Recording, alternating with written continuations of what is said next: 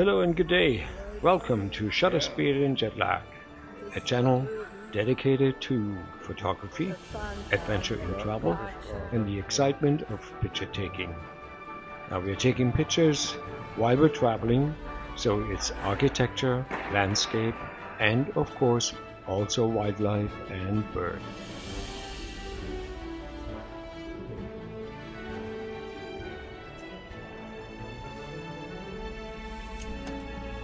Today we are in Mannheim, a city in the southwest of Germany. We are about to embark on a train trip that takes us to Vienna, Austria, Prague in the Czech Republic, Berlin in Germany, and back to Mannheim, our point of departure.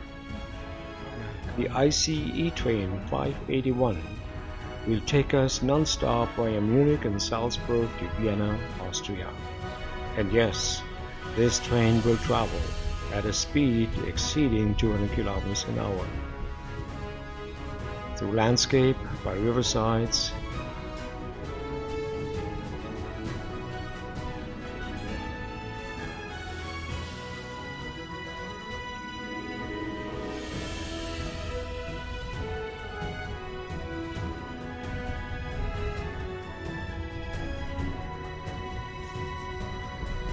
we finally arrive in Vienna. Of course, it's rush hour traffic, and we take a taxi to get over to our hotel in Hitzing late in the evening.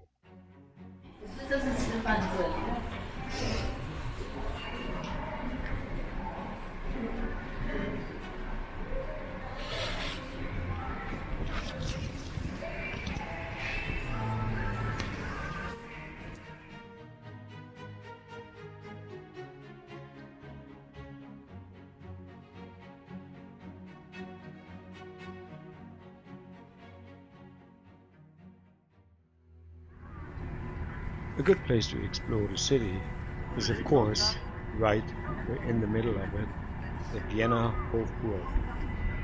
The empire had its seat there, and all the power the emperor had came from that particular place. It is an exciting place to visit. You can go inside. Not all the rings are accessible. The Hofburg is still used as a place for the government. However, many of the rings can be visited, and we took our steps to see the Hofburg treasury and, of course, the building itself. It's magnificent and it's worth a visit. And by all means, go see the treasury.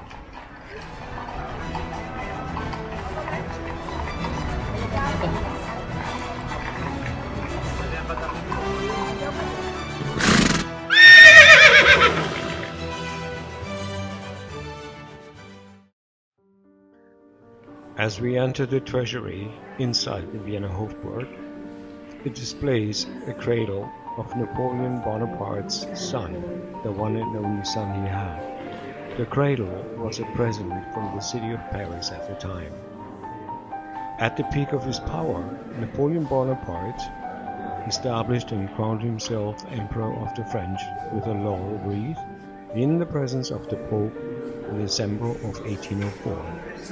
His desire to secure continuation of the dynasty drove Napoleon to have his first childless marriage to Josephine annulled and married the Archduchess Mary Louise, the daughter of the then Austrian Emperor Francis I. The wedding took place on the 2nd of April 1810, and Napoleon Francois Charles, the first son, was born when Bonaparte was forced to abdicate in 1814. His wife Marie-Louise returned to Vienna and assumed the title of Duchess of Parma. Her son Francois was given the dignity of Duke of Reichstadt in 1818. He, Francois, unfortunately died in Vienna in the age of 21 in the year of 1832. Napoleon Bonaparte died at the age of 51 in exile on the island of St. Helena on the 5th of May, 1821.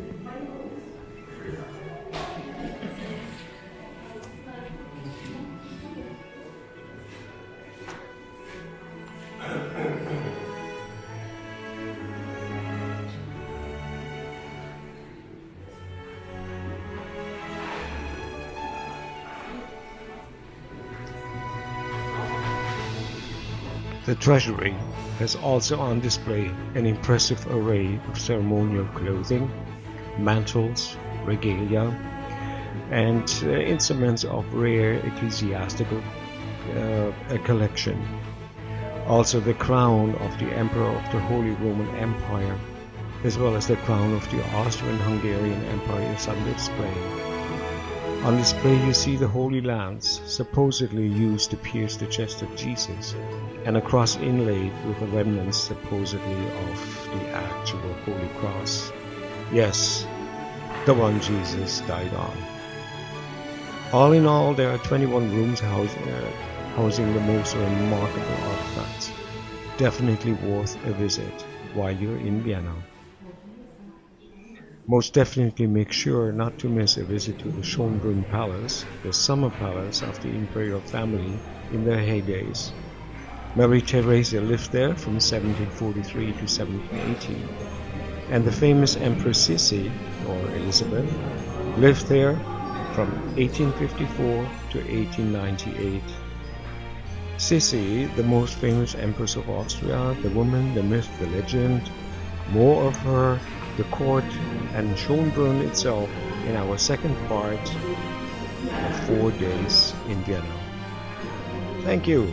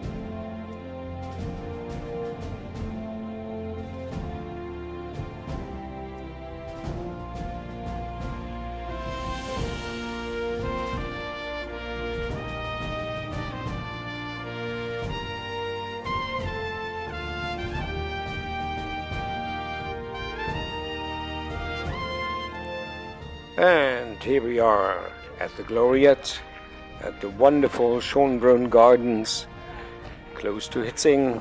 And hello, and thank you for visiting my channel. Don't forget to give me a thumbs up and subscribe. I've arrived in Schoenbrunn, one of the most beautiful chateaus or palaces in the whole of Europe. Once the home of Empress Marie Theresa, and also the Empress Sissi, or Elizabeth of Austria. The name was actually born during a hunting trip. One of the royals some time ago discovered a well, or a creek, and called it a beautiful spring. It literally translates Ein schöner Brunnen, and so the park and palace had a name, Schönbrunn. It's located in the 13th district of Vienna called Hitzing, and Schoenbrunn was built about 1740 to 1750. The estate was actually a wedding present for Maria Theresa from her husband Francis I. The Empress remodeled the palace, spent time and money, but it became a summer residence and eventually for the whole imperial family. And Marie Theresa spent most of her time in Schoenbrunn. It was her favorite place.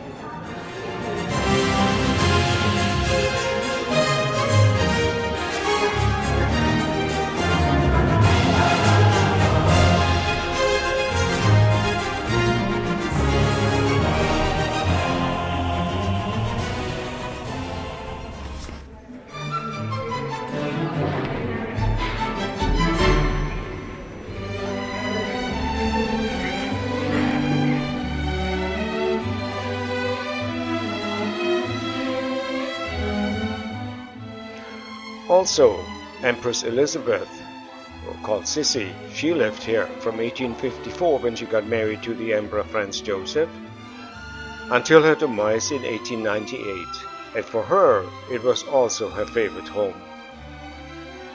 When you visit and take a tour, make sure you visit the palace. Go inside, it's a must. The ballroom, it still reflects the glamour, the excitement, the music, and if you listen very carefully, you may be hearing it. Splendid decorations and ceiling paintings put a very historic atmosphere into the rooms. The ballroom,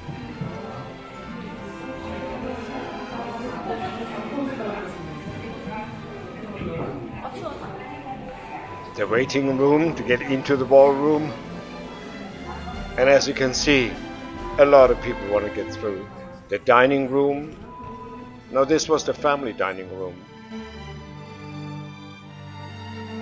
When you enter some of the audience or reception offices, I should say, gleaming with gold and exotic finishes, you can feel the attention and the respect it demands from you. And just imagine you're sitting in one of the chairs here, waiting for the emperor to come and say hello.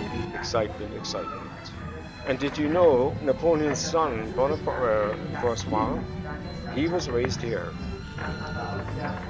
He spent his whole childhood probably racing through the palace. Valuable gobelins decorate the walls of some other rooms. Clocks abound, telling you the time of the day. A small chapel located close by offers time for reflection and a prayer for the empress and the emperor. The longest reigning emperor, Franz Joseph, Empress Sissy's husband, was born here, and he died at Schoenbrunn at the age of 86 in 1916. So that wasn't too long ago. The garden rooms of the Empress Marie Theresa give you the feeling of living outside, and the furniture is also a match. Jetzt sind wir mitten in einer barocken Gartenanlage gelandet. Das ist von Menschen gestaltet. Der Decke mit eingezogen, sodass es nochmal zusätzlich auch plastisch wirkt. As we go through the rooms, we take another look at the Gloriette in the distance. It's an excellent place to go up on a sunny day, have a cup of coffee or a glass of champagne, and enjoy a piece of cake. And the view is right in front of you. Did you know that James Bond was here for the Living Daylights? Very fitting. The original as well as the remake of the Empress Sissy's life was shot here. The movie Peter the Great was made here. Schoenbrunn was also the perfect backdrop for the Fifth Musketeer movie. So don't miss out on the palace. During our visit, we stayed in Hitzing, one of the suburbs of Vienna. Just across the palace, we had our own coffee house close by, the shopping, good food, and of course, the most efficient public transportation system, only half a block away. Subway, streetcars, buses, of course taxis too. Our hotel decorated in a very business-like environment.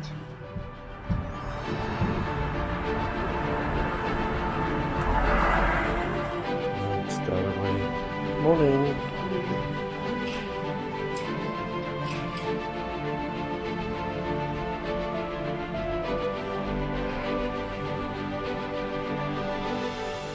It's also fun to spend an evening at the opera in Vienna.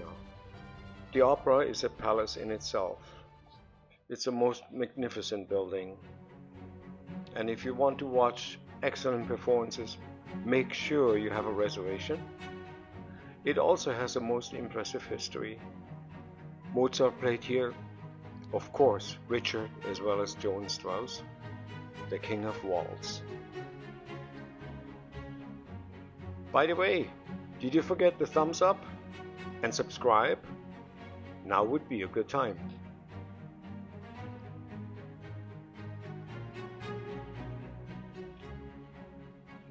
And alas, we have seen the palace, the arts, we are downtown to do some shopping. And yes, all the big names are here. There's Cartier, Tiffany, Boss, Louis Vuitton, Gucci, Bogie of Milan, famous watchmakers. And of course, don't forget the Lederhosen and the Dirndl.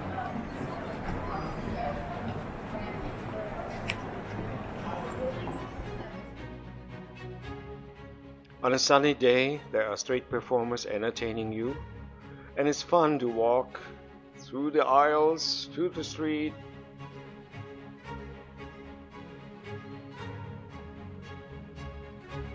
There are cafes, there are restaurants, and virtually on every corner.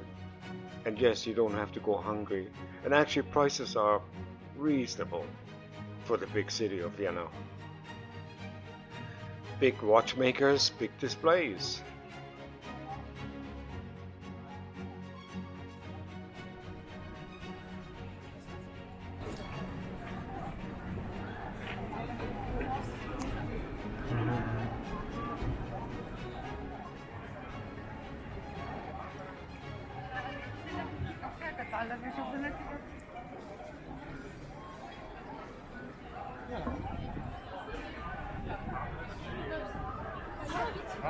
St. Stephen's Cathedral is located right in the heart of the city. It looks a little squished, but it is huge. Make sure you go inside and see the magnificent architecture of Gothic style. The decoration, of course, typical Catholic churches, lots of gold, lots of statues, pictures, and lots of people, trust me.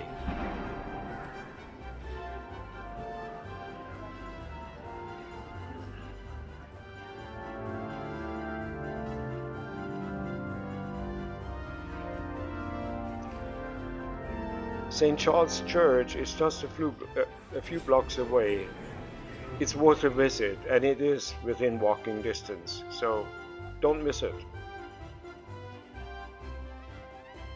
And before we know it, our 4 days in Vienna are over, and we are about to board the train to visit Bohemia, the city of Prague.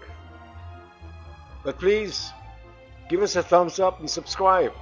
And see you in Prague. Cheers!